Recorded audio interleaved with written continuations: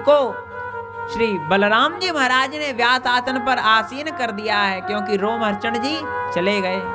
17 पुराणों की कथा उन्होंने सुनाई रोमहर्षण जी ने। भागवत महापुराण की कथा श्री उग्रश्रवा सूत जी महाराज जी ने सुनाई है ऋषियों को। सूत सूत महाभाग वदनो वदतां वर कथां भागवती पुण्या यदाह भगवांक्षुक। शौनक जी ने कहा, हे सूत जी, भागवत जी अत्यंत की जो पुण्यमयी गाथा है, कृपा करके आप भागवत की गाथा सुनाइए। बोले महाराज, क्या भागवत की गाथा तो धन्य है। बोले महाराज, श्री सुखदेव भगवान ने परीक्षित जी को यह गाथा कैसे सुनाई? क्योंकि सुखदेव भगवान ऐसे महापुरुष हैं कि कहीं रुकते ही नहीं। सगोदोहन मात्रम ही गृहेषु गृहमेधिनाम अवेक्षते महाभाग तीर्थी कुर्वन् तदाश्रमम्। महाभाग सुखदेव भगवान ने जो गृहस्थों के यहाँ जितने देर में गाय दुही जाती है ना, उतने देर ही ठहरते हैं। वे 7 दिन रुककर परीक्षित जी को कथा कैसे सुनाने लगे। शिवाय लोकस्य भवाय भूयते य उत्तम श्लोक परायणं जना जीवन्ति नामस्य मतौ पराश्रयम् मुमोच निर्विघ्न कुतो कलेवरम्।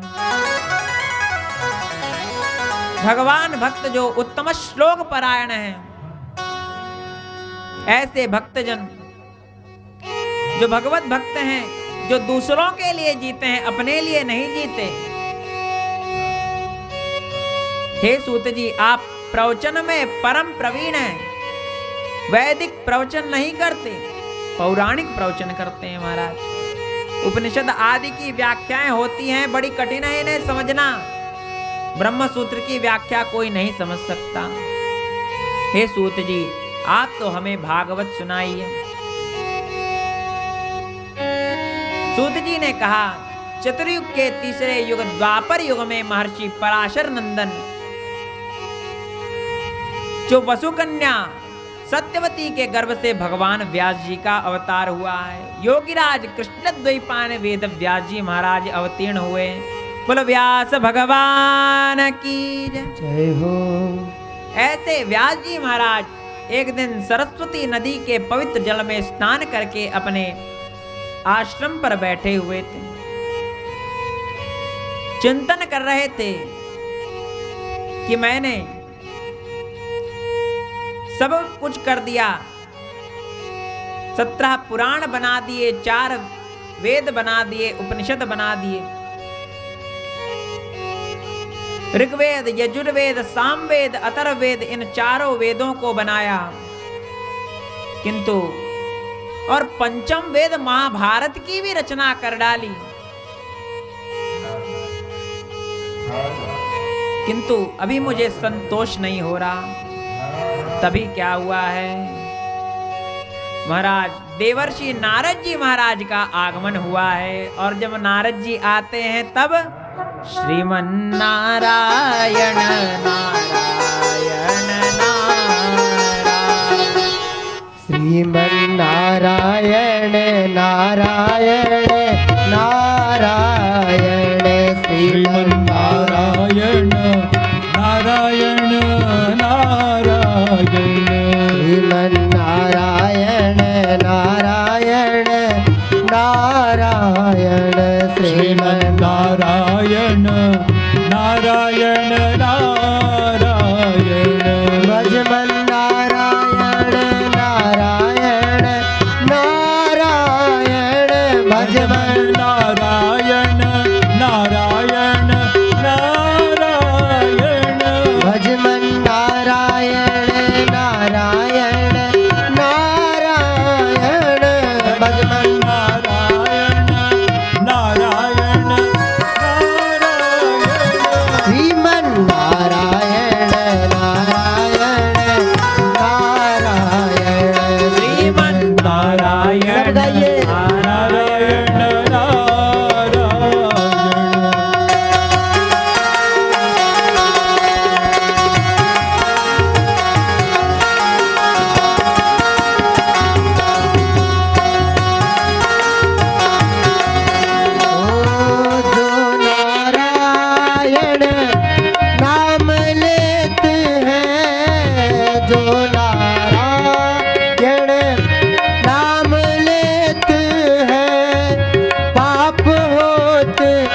वल्लभ छारायण श्रीमन्नारायण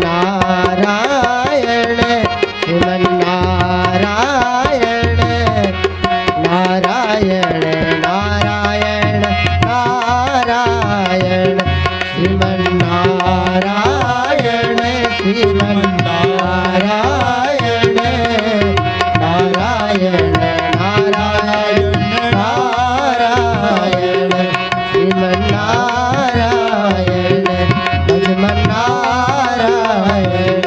श्रीमन्नारायण। बोलो श्री देवर्षि नारद जी महाराज की जय। नारद जी महाराज व्यास जी के आश्रम पर पधारे हैं। व्यास जी महाराज खड़े हो गए, प्रणाम किया है, पूजन किया है पादर्घ आचमन से।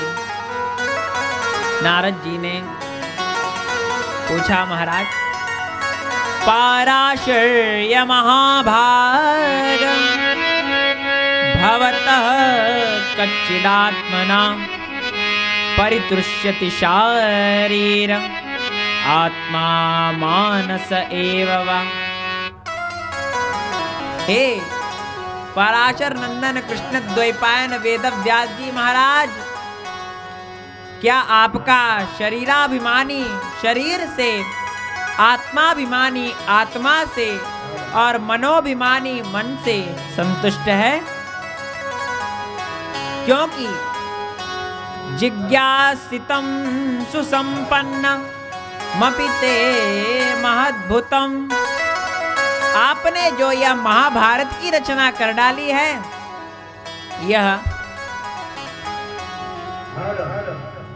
धर्म आदि सभी पुरुषार्थों को प्रदान कराने वाला है। व्यास जी ने कहा, महाराज आप ठीक कह रहे हैं, फिर भी मैं इतना सब करके भी अपूर्णता का अनुभव कर रहा हूं। स्नातस्य में न्यूनमलम विचक्षुः, मैं स्नातक हूं, मेरे अंदर पूर्णता है किंतु अनुभव अल्पता की हो रही है। ऐसा क्यों? मैंने परब्रह्म और शब्द ब्रह्म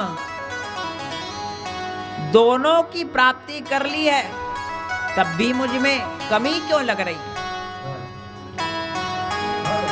जो अपनी कमी बतावे उसे भगवान कहते हैं, और जो अपनी कमी छिपावे उसे इंसान कहते हैं। नारद जी, आप भगवान के कलावतार हैं। हे व्यास जी महाराज, आप चिंता क्यों कर रहे हैं? आपने अनेक इतिहास पुराण बनाए किंतु आपको संतोष नहीं मिल रहा। महाराज, आपने अपने शास्त्रों में ज्ञान की बड़ी चर्चा कर दी किंतु भगवत भक्ति की, भगवत प्रेम की चर्चा नहीं की। महाराज, आपने ऐसी ऐसी चर्चा कर दी, महाभारत आप लिख रहे थे, ऐसे ऐसे आप दृष्टिकूट रखते थे कि गणेश जी की भी बुद्धि चकरा जाती थी, जो बुद्धि प्रदाता है।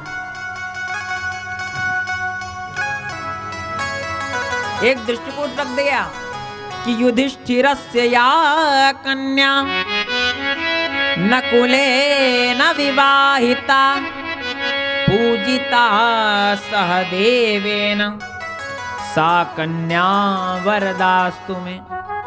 इसका सीधा सीधा अर्थ देखा जाए तो अर्थ है कि युधिष्ठिर जी की कन्या नकुल के साथ विवाही गई, सहदेव जी ने पूजन किया और वह कन्या हमें वरदान दे। क्या यह अर्थ है? बोले नहीं। तो क्या है? युधिष्ठिरः युधिष्ठिरः हिमालयस्य कन्या पार्वती। श्री पार्वती जी हिमालय हिमवान जी की कन्या है। नकुलेन नकुलः यस्य, जिनका कोई कुल नहीं है, ऐसे नकुल भगवान शिव जी,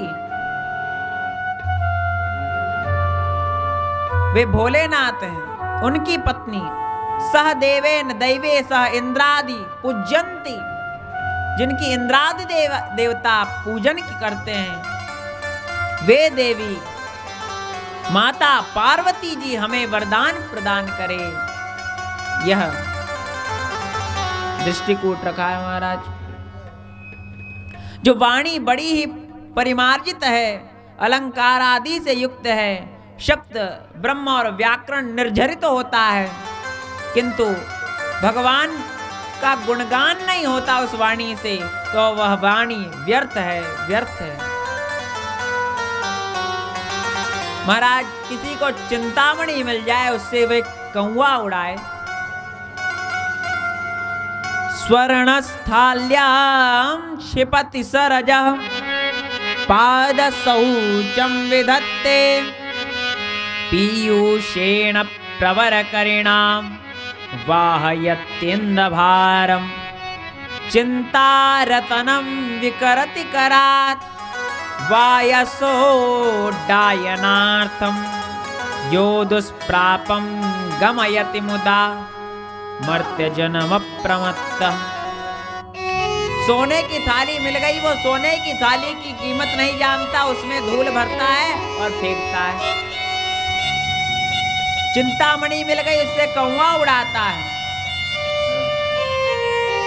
अमृत मिल गया, पीता नहीं, चरण धोता है, उसे हम मूर्ख ही तो कहेंगे। इसी प्रकार हमें यह जीवन प्राप्त हुआ है, हम भगवत भजन नहीं करते, भगवान नाम नहीं लेते, कथा श्रवण नहीं करते, तो सब व्यर्थ ही व्यर्थ है।